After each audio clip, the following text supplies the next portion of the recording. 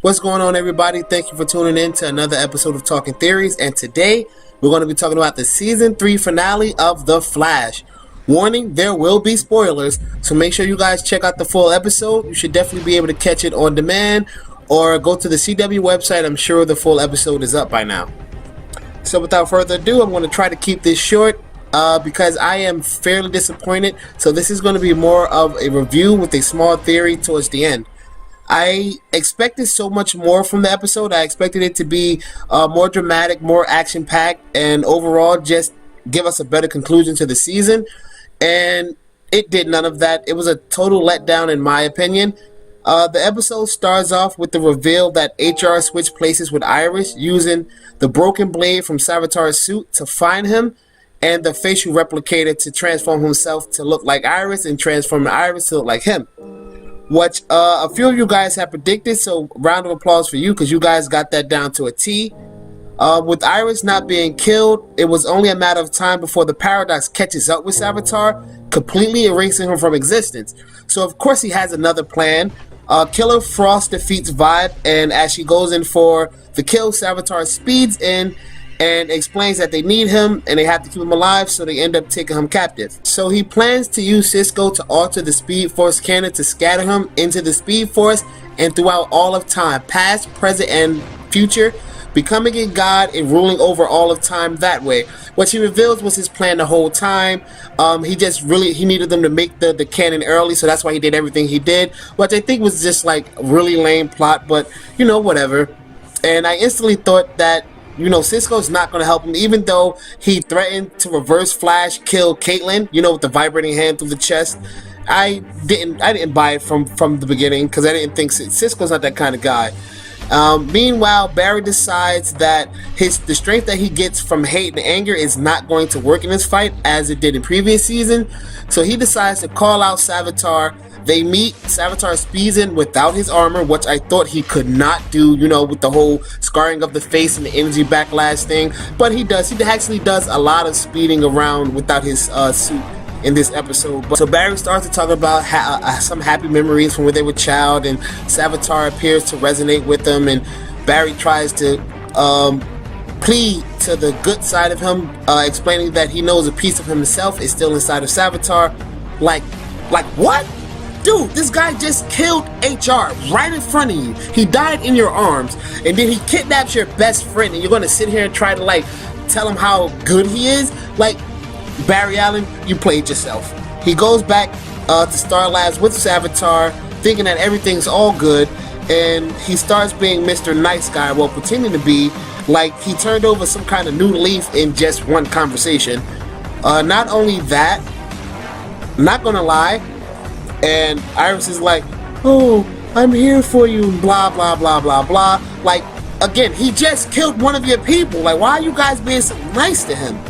And, but anyway, you know, Savitar speeds off, saying he's going to go and bring Caitlin and Cisco back. But in reality, he takes the Philosopher's Stone and does something to it, whereas it is set to blow up Star Lab. Kid, Flash, and Flash have to rush everybody out of the building as the lab is destroyed by the exploding Philosopher's Stone. And in some wooded area, Savitar has Cisco shoot him with the modified Speed Force cannon. A wormhole to the Speed Force opens up. Savitar thinks everything is working in his favor, and out pops Jay Garrick, delivering a speedster-style sucker punch, and says, I've been waiting for that a long time. Which I guess is kind of dope, right? And in comes Barry, Wally, and the rest of Team Flash, along with Gypsy. Now at this point, I'm getting like really excited because I believe the grand battle is upon us, and everything that I waited for is about to come to fruition right now. You know, an all-out brawl between all of the speedsters, Vibe and Gypsy versus Killer Frost. This is looking like it's going to be a very good scene. But no, Killer Frost shoots a couple of shards of ice. Savitar runs off into the wood. Wally and Flash give chase. Savitar cuts down some trees and then jumps into the air, fires off a bolt of lightning, tripping up Flash and Wally. A very short fight it occurs between Killer Frost, Vibe, and Gypsy, whereas Vibe knocks down Killer Frost and hands her a cure that Julian made alongside Caitlin's mom, and gives her the choice to take the cure and stop being Killer Frost and give the world back Caitlyn, or continue to be on the losing team pretty much. At this point, Savitar speeds in, grabbing Vi by the neck, and tells him, "For your mistake, I'm going to kill you," or something to that extent. And as I predicted in my previous video, if you haven't checked it out, watch my last Flash video, Killer Frost has a change of heart, and she blasts Savitar off from Vi. Barry speeds in. Savitar tells him, "I'm going to kill all that you love," and as he tries to run off, Flash runs up to him, vibrates Savitar out of the suit, and he takes full control of it and then proceeds to beat the snot out of Savitar. To me, this is complete crap. Like, come on, man, why couldn't you do that before? And if so, what happened to the suit being able to move on its own? And like, Savitar had no defense against this. He didn't know that that was a possibility. I mean, really? But anyway, Barry goes to walk away after beating the snot out of Savitar with his own suit and then vibrating the suit to pieces. And in a final attack, Savitar tries to get a sneak shot in, and Iris shoots him with a regular, average handgun, killing him. What the heck? So the next scene, after Savitar dies and disintegrates, they have a funeral for HR where Caitlyn shows up and gives the cure back to the team, saying that she needs to figure out what she is. You're a metahuman, sweetheart. You're either going to be a good guy or a bad guy. There is no gray area here. But, you know, lastly and most frustrating for me is that while Iris and Barry are sitting down talking about their future wedding plans, the Speed Force starts to wreak havoc upon the city, causing massive earthquakes and lightning storms. And so it turns out that the Speed Force really does need a prisoner at all time.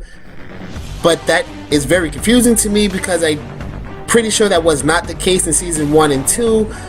So I feel like I kind of missed out on something. So if you guys can help me out and comment below and let me know, was that a thing in season 1 and 2? Because to me, I didn't know that that was a thing until this current season. But I digress. So Barry decides that he should be the one to be trapped in the Speed Force, leaving Wally in charge to take up the mantle as the Flash and protect Central City. To me, overall, this was a sucky finale, but this part of the ending is very understandable because in the comic book, multiple instances where Flash has to go into the Speed Force for a long period of time or gets trapped there. So therefore, my prediction for season 4 is that it will start off with Wally being the hero, saving Central City, and of course, things will get really bad. A new bad guy will show up that Wally can't handle. And like the comic books, Barry will merge with the Speed Force or something similar to that. And we'll probably definitely get a new speedster, someone like Max Mercury, who inside the comics was also stuck inside of the Speed Force. I just hope it gets better and not as many plot holes as this season had. So let me know what you guys think, what you guys are expecting from the upcoming season of The Flash. I want to hear your guys' theories and opinions. Make sure you guys rate, comment, subscribe, click the bell, make sure you stay current with New Jersey Production Gaming, and that's it for this one. Dez out.